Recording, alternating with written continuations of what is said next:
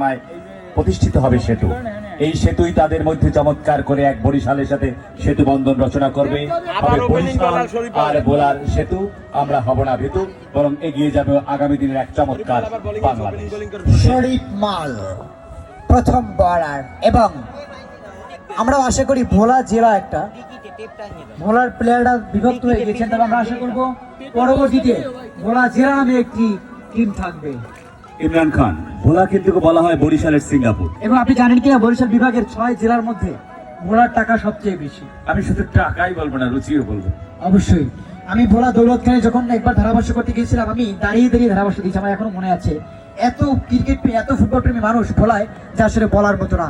কাজেই আমি চাবো সিজন 2-তে যেন ভোলার একটা টিম থাকে, বিশেষ করে ভোলা সদর থেকে মনপুরা।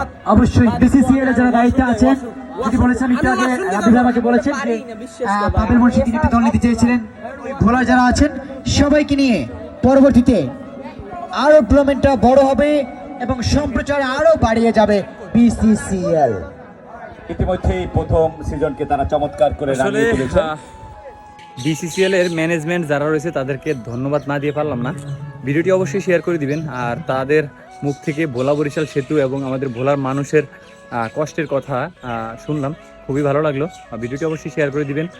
আর আমরাও চাই, সকলেই চাই আসলে, বরিশালের অনেক মানুষের সাথে আমি কথা বলি এবং চলাফেরা করছি এই কয়েকদিন, তো তারা আমাদের এই বিষয়টা অনেকভাবেই নেয়। তো যাই হোক, সকলে ভালো থাকবেন।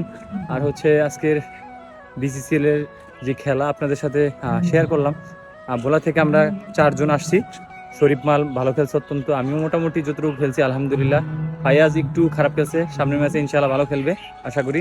তো ভালো থাকবেন, সুস্থ থাকবেন, আবার অন্য একটা ভিডিওতে দেখা হবে। আসসালামু আলাইকুম।